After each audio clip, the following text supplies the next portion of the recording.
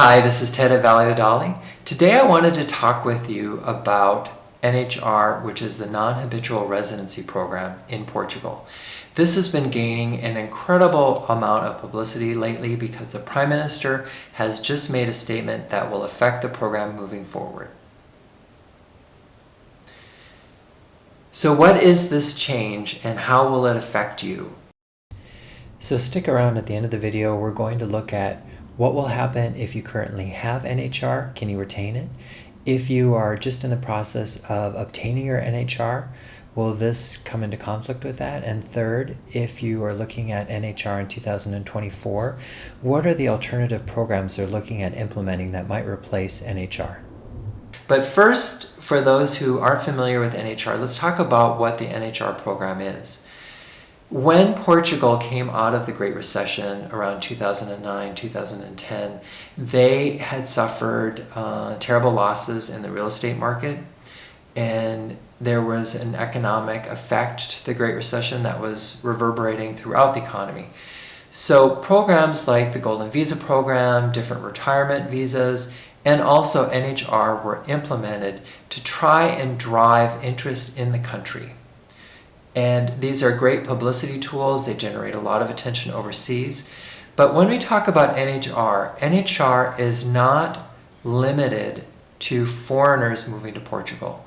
NHR is for foreign people who are moving into Portugal, either as expats or immigrants, and also for Portuguese people who have left the country for work, and they may be overseas for at least 5 years, and then they can come back to the country and utilize the NHR program. And a lot of these people who have left Portugal for work are highly educated professionals, and they have careers that have taken them throughout Europe, Brazil, America, and at some point they may very likely return to Portugal, and this plan was put in place for them to utilize as well. What does the NHR program entail or include? That the program offers a series of tax benefits to people who choose to engage in the NHR program. So the first one that is commonly referred to as a 20% flat tax. This 20% flat tax does not apply to everybody who is working in Portugal who is utilizing NHR. If you qualify, if your profession that you're working at qualifies as a high value added activity from a list of professions, then you can utilize a 20% flat tax rate when you file your taxes. So if you're living in Portugal, you're working for a Portuguese company, or yourself working in Portugal, then you can utilize that. If you are not on the list of high value added activities, it is my understanding you are subject to the same progressive tax plan that any other Portuguese person is subject to. There are other benefits to NHR though. The second is, for example, if you're on a pension, pension income is taxed at a flat rate of 10%. Then you have additional benefits for your foreign sourced income. So if you have interest income, if you have dividend income, they tend to be taxed at 0%. These are these tax exemptions, they do have some progressions, but they tend to be professional income, rental income, overseas rental income, capital gains. But it's very important to remember that with capital gains, it is not 0% on your tax sales. On your stock sales. In those cases, if you sell and you're subject to a 15% tax in the United States, you are subject to an additional 13% here, or 28% total on that stock gain when you sell it in Portugal. So even though your stock is being held in the United States, if you sell it, you're subject to 28% tax total in Portugal. We also talked about interest and dividends. Of course, those are taxed at 0%. And this is a program that lasts 10 years. After the point that you have reached 10 years, you revert to the standard progressive Portuguese tax rate. It's important also for Americans to remember that no matter where you go in the world, you are not exempt from taxes in America, which means you have to file both American and Portuguese tax returns every year. And although there is a tax treaty with Portugal that eliminates dual taxation, once you hit a certain dollar amount, you will be subject to tax in America and no longer Portugal. So there are a lot of things that you need to think about before you actually make that move, because a lot of people will make the move and then think after about what the tax consequences of this move is. And I am not a financial advisor, but I'm smart enough to advise you to take a serious look, talk to an advisor or somebody who's an expert, understand exactly what the tax implications will be for you moving, because it can be a huge surprise to you after you move to find out exactly what you might owe. So it's very important for you to align your finances so that they can take advantage of whatever programs in Portugal or other countries that are offered to prevent you from taking a huge tax loss that doesn't necessarily need to take place if you plan correctly. So the Prime Minister made a statement about NHR that I wanted to read to you, and he noted that this is a measure of fiscal injustice that is no longer justified and is a biased form of inflating the housing market, which has reached unsustainable levels. It's important to note here, because he mentions the housing market, that a lot of this is driven by the dramatic increases in housing prices here in Portugal. And those are not something that, it's the same thing we see in the United States. It's the same thing that we saw earlier in Northern Europe. And in some of those countries, you're seeing those prices come down. They haven't really in Portugal yet, but you're seeing a 25% reduction in the number of homes that have sold compared to a year ago. And that was the last quarter that was provided by the Portuguese Institute of Statistics. So you're already seeing the market slow down dramatically. At what point sellers will have to reduce the price to encourage these fewer buyers to pick it up, I don't know. But from my perspective, I'm assuming that the housing market will adjust down.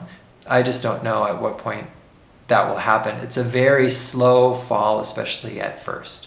It's like a stall. You just see the plane stalling. You see the sales falling, the number are falling, but the price hasn't actually dropped. But then eventually the demand drops because there just aren't that many houses selling. Fewer houses are selling than are being put on the market. But coming back to what's happening with NHR, it's important to remember that these programs like NHR and the Golden Visa were implemented to drive attention to the Portuguese market and to encourage people to come and invest in Portugal. Now, a lot of people were told that the Golden Visa program has ended, and that was the intent. And most of the options in the Golden Visa program have been eliminated, but not all of them. So with this program, when we talk about the end of NHR, it has not been officially determined that the program, it's not been approved that the program has ended, but it is likely to be confirmed. And when is a big question for people who are looking to move to Portugal. For example, if you're in the United States and you're waiting for an appointment to get your paperwork processed, my suggestion is get a move on. It's really time to get your paperwork filed, because this could happen very swiftly. This program could end at the beginning of 2024. It's supposed to, the Prime Minister suggested it would end during 2024, but it could end as early as January 1st. It could end as late as December 31st, 2024, or it could even drag on past that if he gets pushed back from people in Parliament. So it's very, at this point, nothing is firm, but my suggestion or recommendation would be that if you're looking at coming, you make the move as fast as possible, because decisions can happen like that, and an implementation date could be right behind the date of approval. If you live here, the Prime Minister was clear that the plan is not to remove it as an option from people who live here who are utilizing it currently. What I find so interesting about this is this 10-year program, right? And you have Golden Visa programs. With the Golden Visa and with NHR, Golden Visa, I believe, was utilized by 12,500 people through 2021, I think, or into 2022. But you realize there's 800,000 foreigners who have, or immigrants into Portugal. 800,000, but only 12,500 apparently who utilize the Golden Visa. Then you look at the NHR program, and the highest number I could find was 23,000, almost 23,800, right, who are utilizing this program. And that tells you that there is a huge number of people coming into the country who are not on NHR, and the program does not affect them. And there's a lot of people who of Portuguese descent or Portuguese citizens who are working overseas who have not yet come back and taken advantage of the program. So there's only, that number for both the Golden Visa and NHR, to me, are relatively low. If you see other numbers quoted, I would love to know what sources you're using to find those, to see if there is any difference than the numbers that I'm seeing thrown out here. And again, if you are looking to move to Portugal, I suggest that you do a financial analysis, understand what the effects will be for you, understand what the housing market is here. Okay, so as we promised, to circle back around at the end of the video and discuss what happens if you're currently on NHR, if you are obtaining NHR, or if you think that you are planning on moving to Portugal and this program might be of interest to you. So if you are currently on NHR, the proposal is to allow or grandfather in the people who are currently on the program, and they can retain it through their 10-year period. If you are obtaining NHR status now in 2023, then it is believed that there will also be no implication for you and that the regime will still be enforced for the 10-year period that you're allowed on the program. If you are currently submitting for this program, but it has not been granted, the question is, will you be able to get it then? Well, this is really dependent on, for example, right now, in the worst case scenario, are you having this, is your residency permit being granted before the end of 2023? If the program is implemented at the beginning of 2024, then you would have to have obtained the Portuguese residency, as far as we understand currently, by the end of the year, and you would need to get your request your NHR by March 31st, 2024. And if you currently are anticipating that you won't get your tax residency in Portugal until 2024, then it is believed that the NHR regime would not be available to you if this proposal passed before the end of the year. But again, these things are all up for change. None of these are written in stone. All of these, again, just like they were with the Golden Visa, which took a long time for them to finally negotiate it out and figure out what would be retained and what was going away. The same will probably happen for NHR, so it's impossible to know if this will truly pass before the end of the year. If and when NHR is revoked and goes away, there is a proposal to allow scientific research and innovation professions to retain something similar to what NHR was. So this means it's a tax exemption on income that's earned abroad and a flat tax of 20% on labor income inside of the scientific and innovation activity list. This would be good for 10 years, and again, you could not apply for this if you had been a tax resident in Portugal for the previous 5 years. The second was called a reduction labor income clause, and in this one, again, you couldn't have been a tax resident in Portugal for the last 5 years, but it would mean a 50% of the labor income would not be liable for taxation up to the limit of 250,000 euros. But this program would only be good for 5 years. So those are two proposed options that might be implemented if NHR is done away with either before the end of 2023 or sometime in 2024. because it's not just the end of NHR. There was something implemented just recently which will limit the number of Airbnbs in the country.